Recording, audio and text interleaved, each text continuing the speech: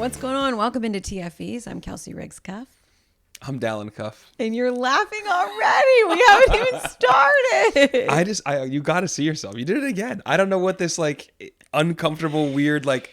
I don't know how to sit yet in the chair, the microphone. We haven't been, we used to do television together before we dated. So it's been that long. So I've sat there and looked at you in a professional sense in some regard, and like assessed us coming on air. And I didn't care that I was looking at you then. Now you make me feel all weird inside when I look at you, you know? I'm like, hi. Yeah, ironically. I hope he likes me. I don't give a crap what he says. Can't crap what he thinks. Yeah, it was interesting. Okay, maybe that's what I was feeling. I haven't seen you come on air like that in a while. It's just, you didn't buoy with a lot of confidence though when you sat down. Well, hopefully you feel a little better now. I do feel so much better now. I would say that we're going to start with our thoughts, feelings, and emotions, but you kind of just gave me your thoughts there. Yeah, that initially. My feelings are a little. I feel a little uncomfortable about how uncomfortable I made you in my presence, my on-air presence, sitting down, and my emotions are I'm excited. I am too. So, TFEs. Would you like to explain it? You are the architect. Mm-hmm. It was like discovering plutonium by accident, to quote George Costanza, which I know you really care a lot about. Yeah, that's right up my alley. I can take us right to where that is, and Seinfeld. Yeah, the guest. Everybody heard your voice. I knew that one. No, but you like it was a discovery, a foundational, impactful thing in our life, in our relationship, in our marriage, in our family, that you just kind of created out of thin air. I was going to say, don't give me too much credit, because it's not like I was like, you know what would be really impactful if this turns into being a relationship that lasts the rest of my life is if we do TFEs. I think it was built. I am someone who, as you know, and anyone knows me, I love talking about feelings. I love to talk about feelings. I love to listen to your feelings. I love to go back to why you felt that way or why I did. I love it. I studied psychology as a minor in college, and honestly, I think it's so interesting, like how people feel and why, and just all of the different things that come with that. Anyways, you don't. No, and I that do was not. like a big. We are like madly in love, but two very different people in a lot of ways. Hence why I can't wait to see how this whole thing works out. I'm very intrigued. So we start a relationship. Not the marriage. This pod. Let me clarify. Wait, what? Marriage, good. The microphone in front of me while we do this. We'll see. No, but we started, the relationship, and we, I think, both had each other pegged to be somebody completely different because we only knew each other professionally. And then as we were kind of unwinding and figuring out, okay, who are you? Who am I? And what is this? I was almost like, it's like a frustration. Like, what are you thinking? Like, what are you feeling? What are your emotions? I couldn't get a good read. Sometimes I could, but not all the time, which is why I think I wanted to pull it out of you. And then I feel like once, whether I pulled it out or you opened up, it just became this really beautiful.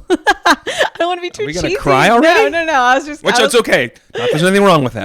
Thank you. We're going to cry plenty, but I don't think right now. Yeah. It just became this really cool thing that we now call TFEs. What are your thoughts? What are your feelings? What are your emotions? And we use it in a lot of different ways. Sometimes it's just a simple, hey, how you feeling, TFEs? And other times it's like, I am not happy, and I can tell you're not. Usually it's, I can tell you're not happy. If I'm not happy, I'm usually just like, this is what I'm thinking. But if you're not happy, then I'm kind of like, okay, TFEs, talk to me. It takes an effort to get it out of me sometimes. I don't know why that still is. We've done a lot of therapeutic work, but still there are times where it's not just oozing out of me. Anybody that knows me, that's usually the issue. But when you initially started doing that, and again, because I've worked on this too, like the judgment of people or things and putting them into boxes, not one of my best characteristics. So I had you locked up for about 4 years or so as I met you in a certain little box, and this was it. This is who you were. And then it's like the first kind of couple interactions that weren't, in that vein, or I think I was coming at it much more open and actually maybe listening or asking questions potentially. It was eye-opening. And then I think as you were just like, well, what are we doing here? How do we get this out of this guy? It was a perfect confluence of time. I was going through a lot of change in life, was going through therapy, trying to assess who I am, what I am, where I am. And then your your ability to want to reach in and pull it out. And for me being able to say, okay, I have a structure by which I can do this. For anybody that knows me too, I'm a kind of a structured individual. I'm kind of a regimented person. So now, Great for road trips, not great for morning wake ups. what do you mean? I'm great at morning wake ups. I'm not, and so it's not great because you have a structure and I don't want to follow it. I want to hit snooze, and you want to get up. Dude, when we first started dating, the amount of snoozing was just, I mean, it was unreal. It's a necessity. We're talking. It was like an hour of snooze. You're just we wasting need our like sleep. A soft wake up. No, you hit the alarm, you get up, and you move on with your day. Wrong. Hence the regiment. Wrong. Hence the thoughts, feelings, and emotions. So I think that allowed me to have a structure, but also, and we've talked about this so many times, it makes you pause and actually assess, okay, what am I thinking? What am I feeling? What are my emotions? Feelings and emotions are very close. They're hard. We've gone back and forth. What's differentiate. What's this? And how's this? And how, like, so it's been, even within the exercise, you're parsing the actual, you're really diving into where you're at. Because an emotion is based off of a feeling. We Technically, kind of do it backwards. And, TFEs rolls off the tongue better than like, what great. are you thinking? What are you emoting? What are your feelings? This is better. It's better this way. And obviously. But it makes you really, especially like, what are you thinking is like easy and can be really surface level. Sorry to interrupt you. But I think the feelings and emotions part is where it really can get kind of not just like nitty gritty, but like raw and real on like any topic. I mean, we do it for life, but like whatever we're talking about, TFEs. Yeah. And I think that provided the avenue by which to build a bedrock of a relationship, and then a marriage, and now a family. And it's kind of funny, born out of frustration and kind of just born out of thin air almost. But has become such a prevalent thing in our life. And I think it's we want to share that with other people, like share that, having that place where people have these kind of conversations that are challenging, that are hard, that are honest, that are sometimes fun. A little sports, we left that part out. A little bit of sports in this conversation too, of course, underlying what we do. But I think I'm excited about having these conversations with you in a public forum. I think I am. But I will say this, in other formats, whether it's another pod, with Spatola, obviously our social replay pod, I've been much more available to be open than I ever have in previously in my life. And that is because we started this, and because of therapy, and because of this. And I think that having those conversations with one of your boys is different than having with your wife. There's some different things we're going to parse through here. I think in the time that, not just I've known you professionally, but then, I've dated you and then been married to you. I've seen like the growth and the change and not just like in you, but in like, it's so cool. It's almost like you like long for this for other people. Like you have felt or seen how you feel, not just from talking about things, but I think that's part of it from therapy, and you're really passionate about it. And there's things that you just, I think, want other people to experience as well. And I think that that's really cool. I mean, sometimes you're maybe like, navigating the space of like, how much do I share? Like maybe when we're on a dinner date in New York and the person opens up to you about why their relationship's special, and then you tell them like, that's not what I'm like, maybe you share, She's trying to articulate. I'll tell the story real quick then. Okay. It was my birthday last year. We go to this. It was our birthday. Wow. Ours, but that was you were celebrating me that night, if I recall. You had the surprise. I didn't know we were going. You were making the plan. It was the actual day of my birthday. This is going to shock you, but I'm not sure, so I'm going to go with what you're saying. I know exactly that I am sure, and I'm recounting it for you. We called the ACC championship game. We got on a plane, flew home, met up that night in New York, and keep going. But anyway, so, but yes, being with this random couple starts to engage us. We're talking to them. It's a sushi place. It's kind of quiet. It's like a speakeasy. Sushi by Boo. Sushi, shout them out. Yeah, this great God, amazing. Shout out Carlos Boozer for putting us on that. Booze, huge. But it's a sushi speakeasy. But this lady starts to engage us in like just questions or whatever. It's a couple that's probably in their mid-30s or whatever. I'm feeling nervous. My emotions are. She goes, like, I'm thinking, why did I bring this up? Okay, what do we start? We got to explain to the audience. You can't just be like. I know. So there was, she asked like what started our relationship, and as I started trying to talk, she jumped me and then got into their thing. And it was about food. And I think we were definitely a fair amount of sake deep. And I was just like, you're talking about food? I mean, food. I'm talking about my feelings here. So not exactly the way to do things. So you're still learning. You're still understanding that was her feeling and was important to her.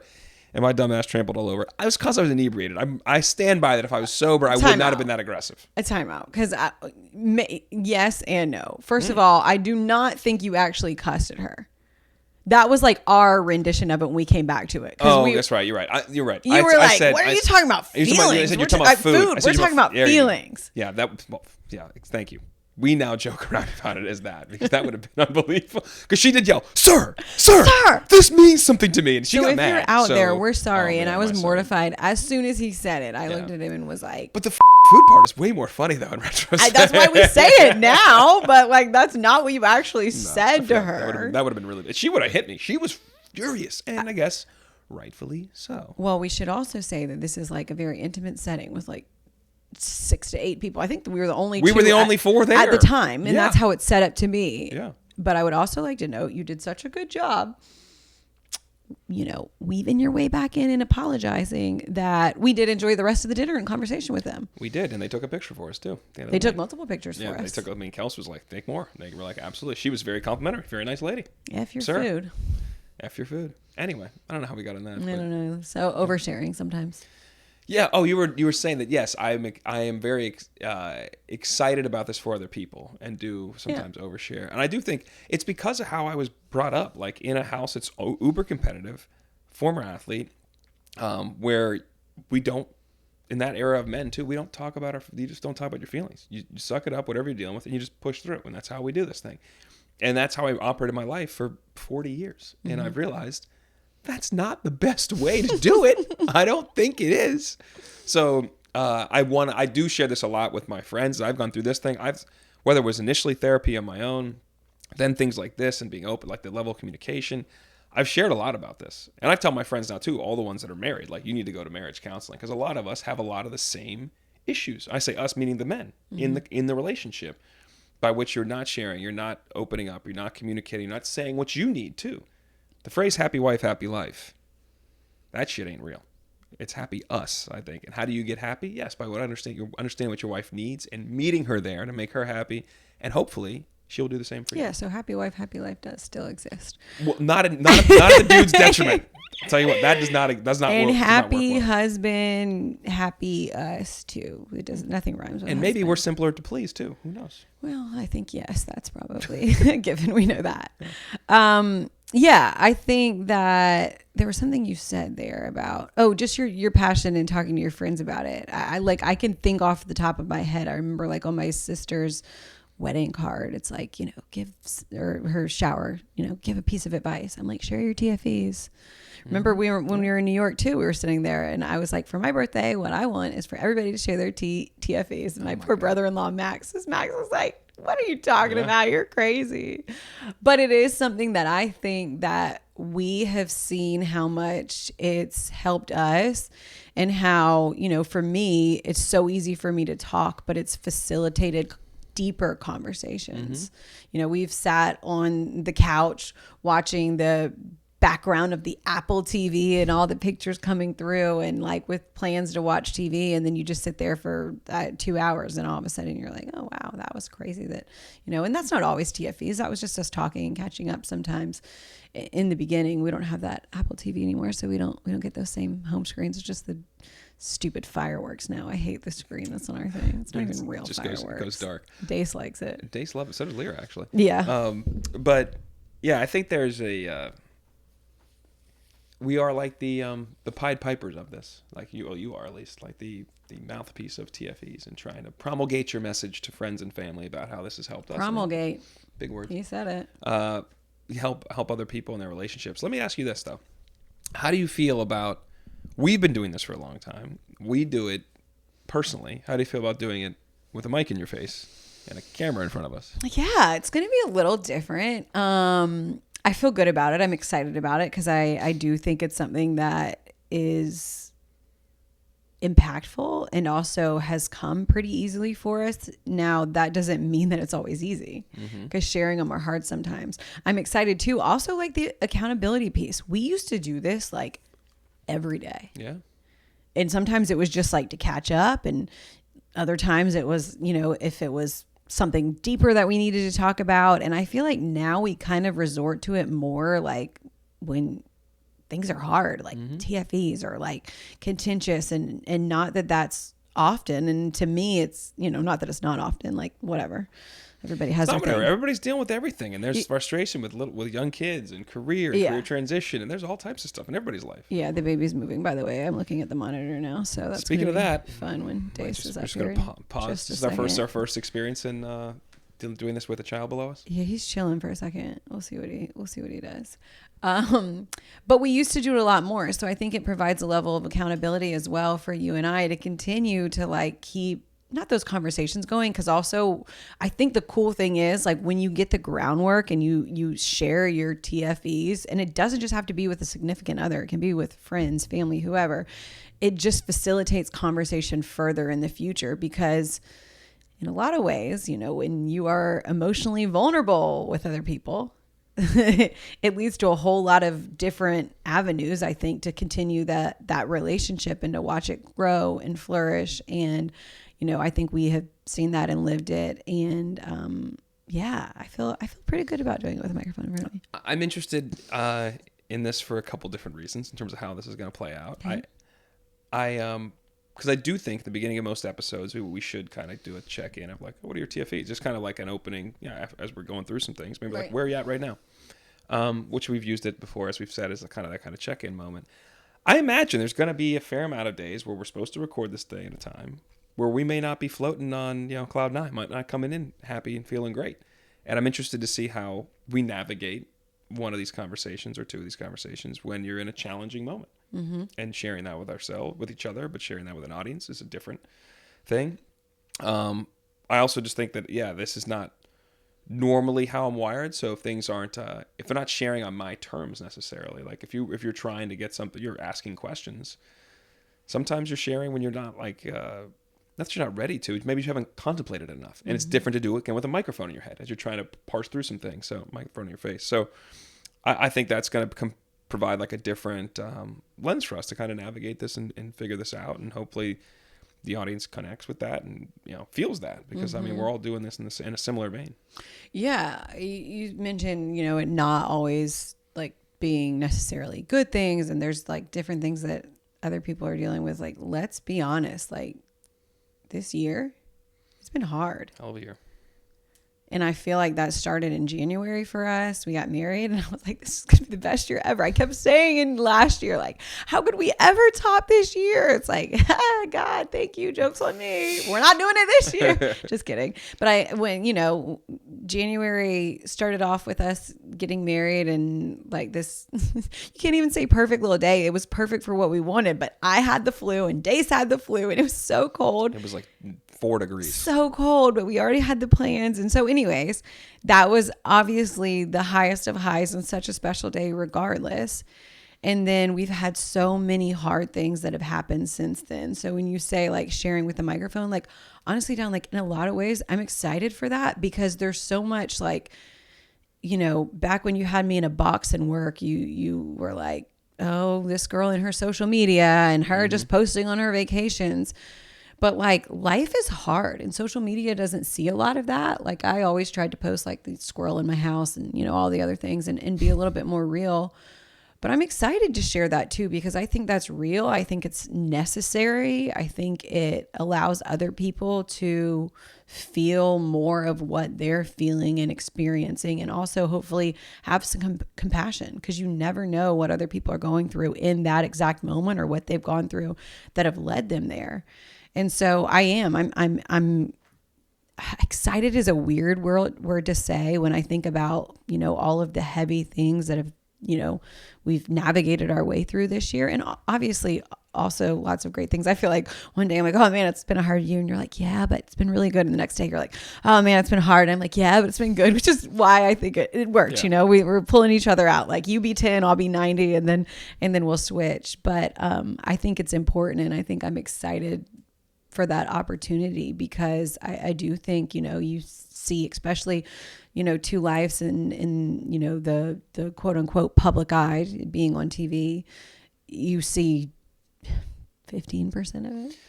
Not even. That's what I think. That's why I used to 7? crush you for the social media stuff. Also, because I was in a worse place in my life, and I'm like, this lady just it seems like she's having a great time, just posts herself all the time, and I didn't like it. More resentment than anything else. But it is a microcosm of that of those platforms. It is about me and what's great and what's positive, and I do think there has been a turn in recent years to being real if you can on those platforms. And life ain't perfect, and it's really freaking hard. And I think there is mention compassion, having empathy for others. But for us in this world where it's a perfect example, like when I first was going through separation there and not seeing Lyra and wondering what happened in my life and all these different things, it was the height of the basketball season. And I was miserable. And I was walking through that hallway. I remember our guy, Alfonso Ellis, comes like, "Are you all right, my man?" I'm like, "I'm all right. I'm doing great." Like, and he's like, "Well, we gotta catch up. We gotta talk about it." And he mentioned that months later that he had said that to me. I never took him up on it. And he's like, "I clearly knew something was wrong with you." I thought I was hiding things from her. I thought I was fine. I thought I was like, I'm nobody really has any clue what's going on. And then you're going on television and doing your job. And you're showing up and trying to be the same person you were the year before that, and the year before that, and realizing that, that's just not healthy and it's not sustainable. And there was a reasons why you should think I was a curmudgeon too. Even when I thought I was doing fine, I wasn't fine. I was just like, I wasn't in complete turmoil like I was at that period, that few month period. But carrying that through, it was all BS. And then I look back at social media through the prior time. For me, there was tons of BS. It was all like a front and a fraud. And I think that's where, that's what I'm excited about here too, is continuing this journey. This is like another step, I think, in my like evolution and process and ours, that like sharing who we are as individuals, as a collective, as a family, in a real honest format that Lord knows I never would have done a few years back. And even a couple years ago would have done it with, as we began doing this with a little bit of trepidation, but now I'm interested to see how we handle some things, but I'm ready to rock. You're an open book, baby. Let's just clear one thing up. You were a curmudgeon the entire time I knew you, not just during that time. I never in a million years. That's what I was alluding to. We would have been sitting here. That's what I was saying. That period of time, I was like miserable individually. Before that, I was just, there was reasons why I was not happy, but I couldn't identify them, or they weren't easily identifiable on the outside world too. Things that were like redeeming about you. No, I'm just kidding. Jesus, yeah. All right, this is great. You just were a salmon and salad eating curmudgeon, and now let the food go. These people you'll indulge in some blue ice cream with me. Shout out Milkcraft. She wants me to be fat, guys. Changed my life. Milkcraft's amazing. If anybody hasn't had it, it's life altering. If you live in Connecticut, you got to have it. Why do you want me to be fat? Let's ask that question. I don't want you to be fat. You're just dying for me to eat cookies and cakes. I love you however you are. That's BS. I think maybe it's not. I don't know. If I gain 30 and I've got a nice spare tire around here, I don't know. I love you however you are.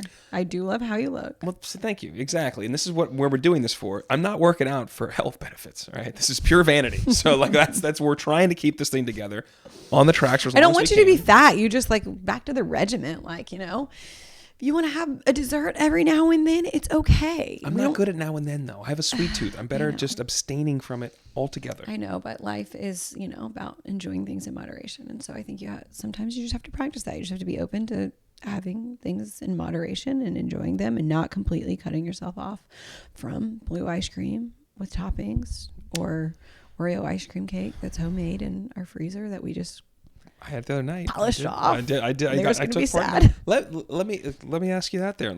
First, random TFEs on a specific topic. At what age are you going to be cool with me just being like, yeah, I'm done working out. I'm just going to let it go.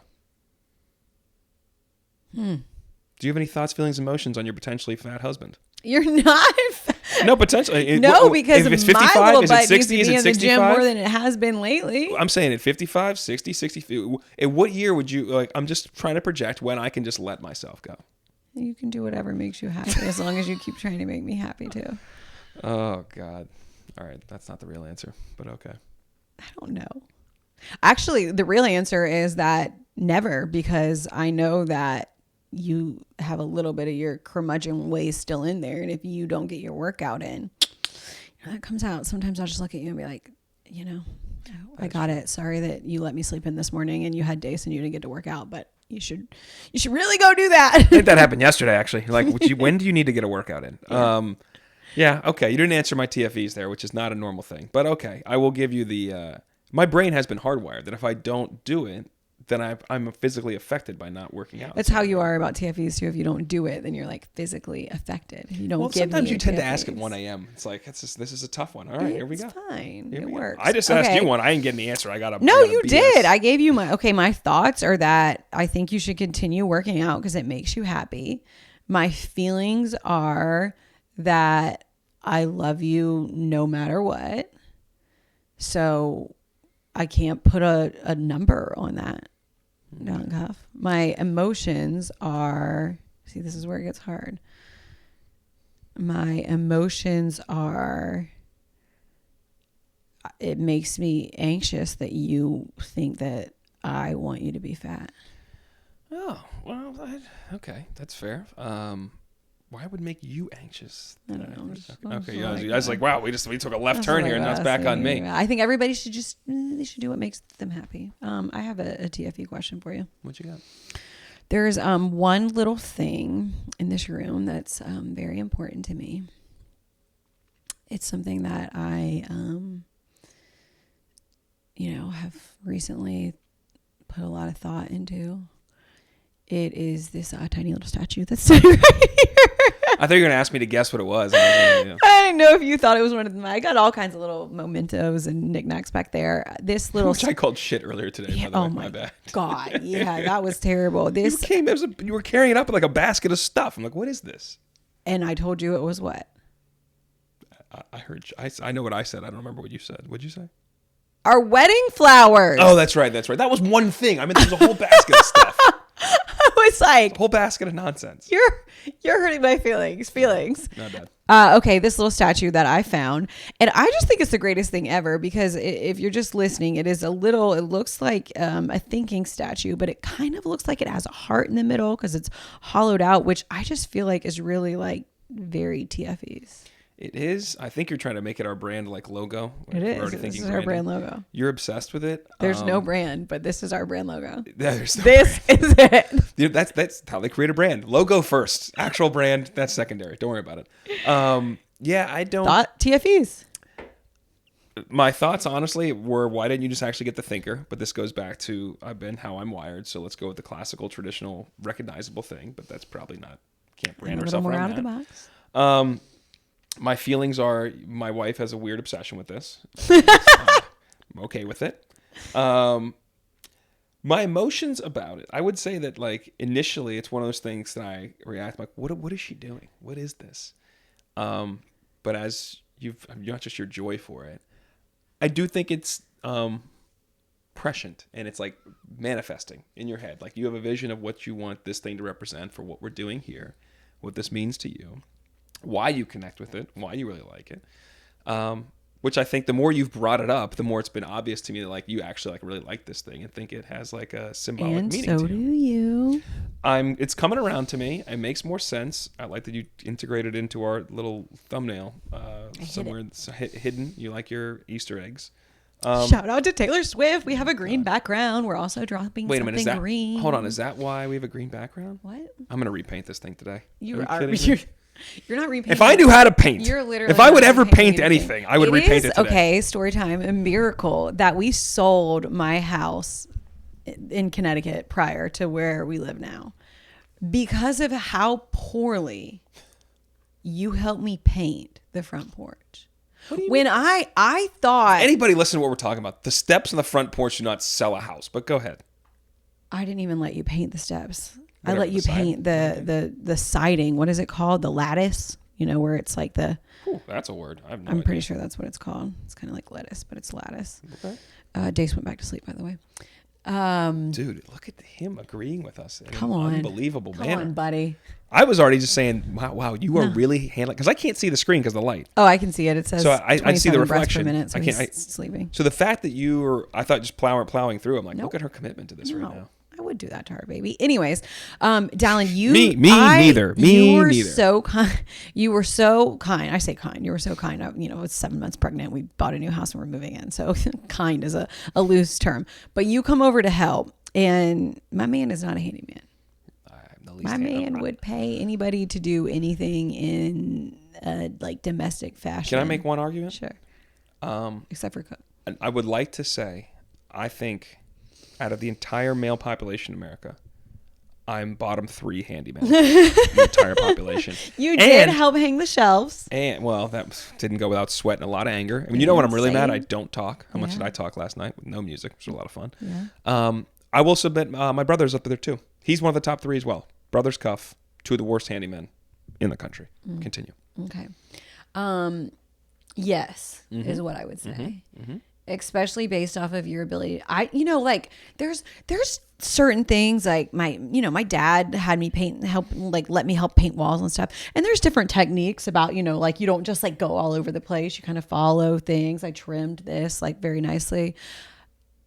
I didn't know that someone literally didn't know how to dip the paintbrush in the can and not just pull it out sopping wet and then start slapping it. I mean, there was paint dripping.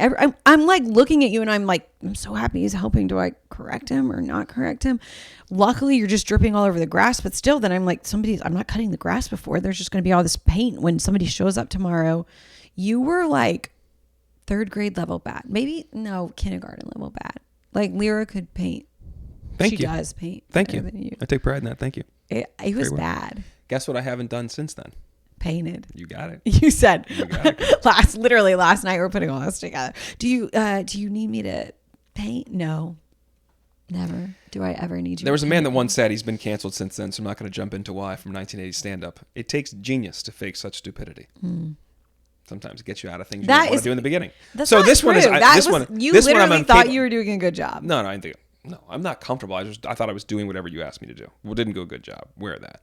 You weren't intentionally driven. You didn't know that you were. No. Because I finally showed you because you were wasting so much. There paint. are definitely things that I have done and will continue to do probably at a very poor level to avoid ever doing them again. Give me one.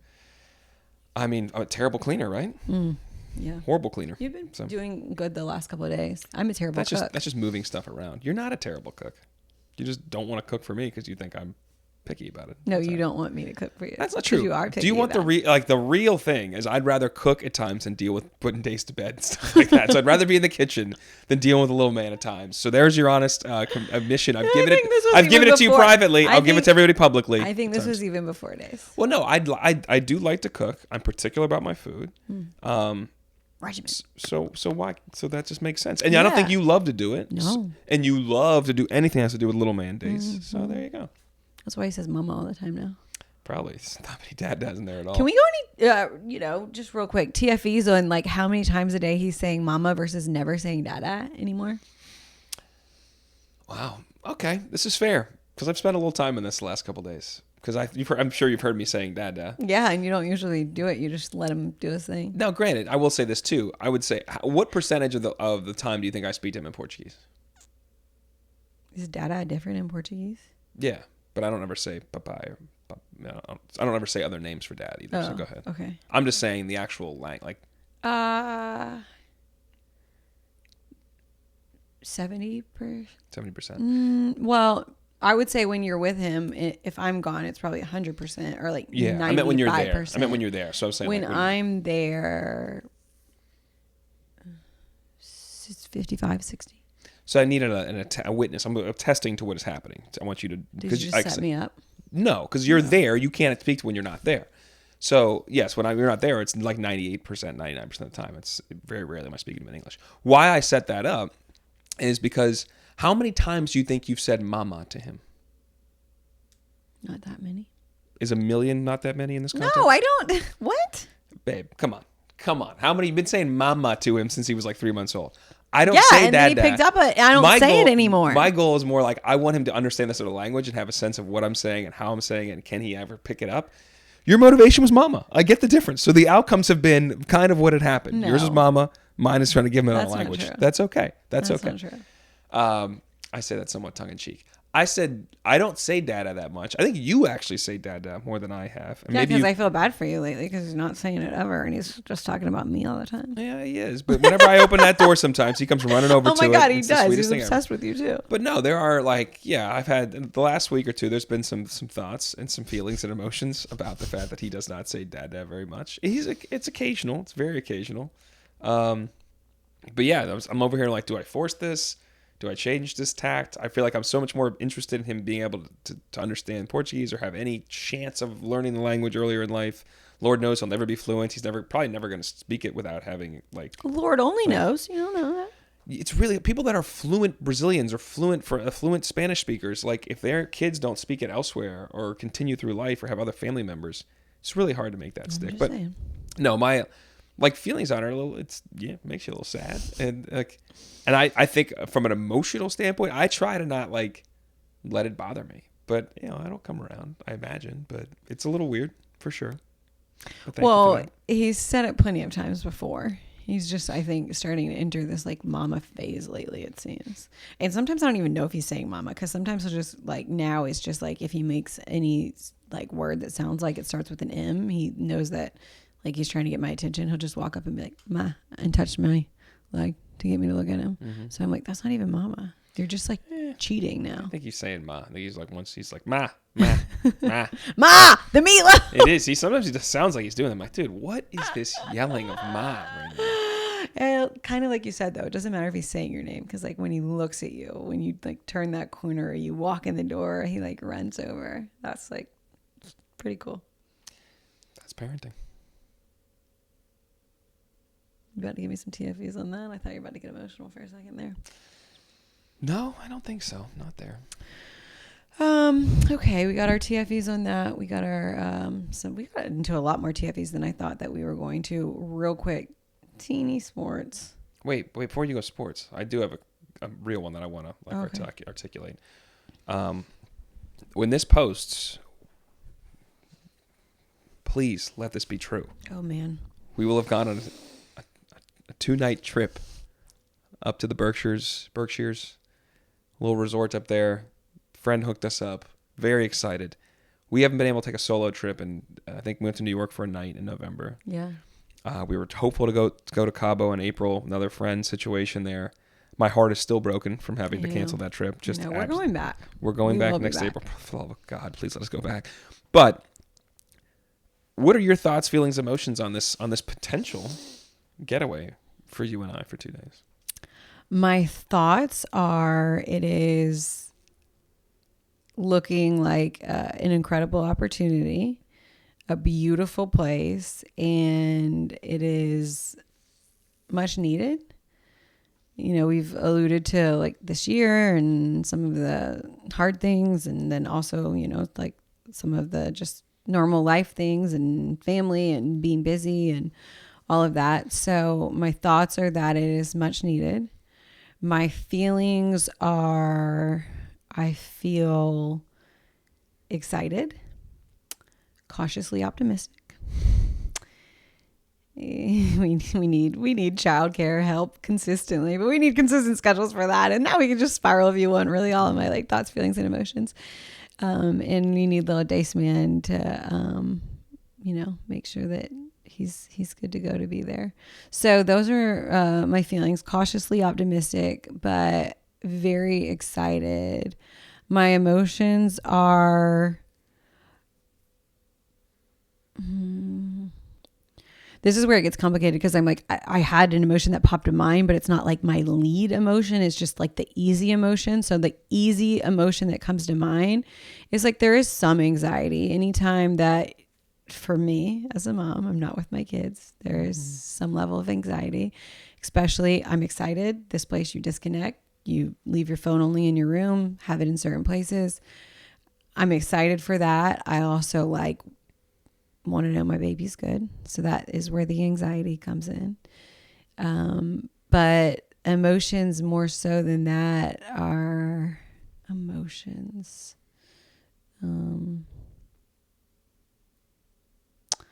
I see, this is where feelings and emotions get me, Dal.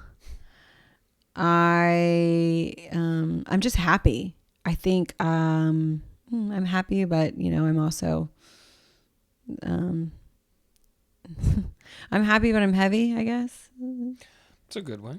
It's a good way to explain, to articulate it, I think. Yeah. This weekend's big. I don't really want to get into it now, I don't think, but I'm happy to have that time with you. I think anytime like we have quality time together, we definitely make the most of it. But we were looking for like a beach vacation or a Cabo or something, and this is going to be so different than what we've done. So I can't wait to see you doing the pottery and petting donkeys and all the things. Petting donkeys. That might actually happen, which you can sense the excitement in my voice for that one. Pottery, I'm interested in. The wine and your sign, I'm very interested in. But anyway, I think I'm trying to be. You heard a little bit of my pessimism earlier today. I kind of just let it out. I think we like need this, and it's not that like our relationship isn't any type of dangerous thing. No, it's just we are staring down the barrel of starting college football again and back to work again, and I'm starting a like different job. There's all these different things happening. Like these 2 days, I think we like need like a reset and need to be with each other and need to just have that time.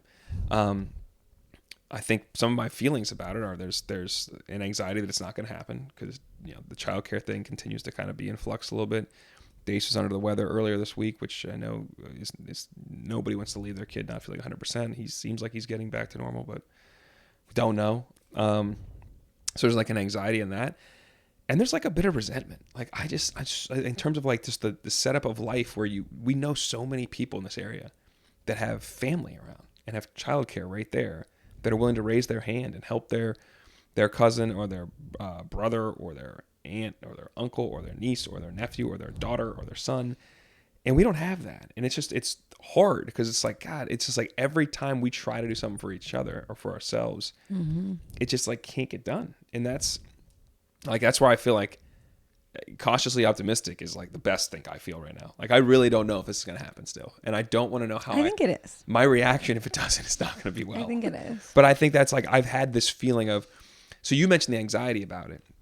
Like the emotion is a little bit of, there's an anger, there's an excitement, there's like a hopeful, like wistfulness, but being also like that other feeling I said before, being like guarded about the whole thing. Like, is this going to happen or not? Like, do you want to like open up and believe that we're going to do this with all this excitement and then have it, come crashing down?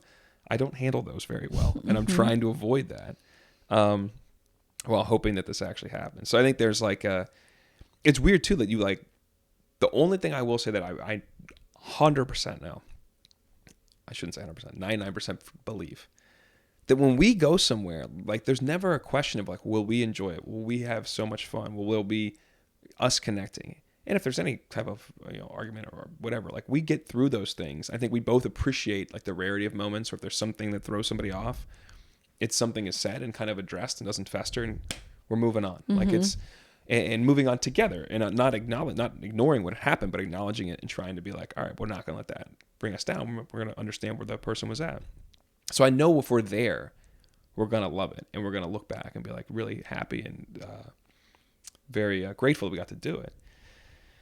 But if we don't, your boy's going to be crushed. So this is where I'm at right now. So in 24 hours, I hope we're there. I hope the childcare thing works. I hope Dace is okay.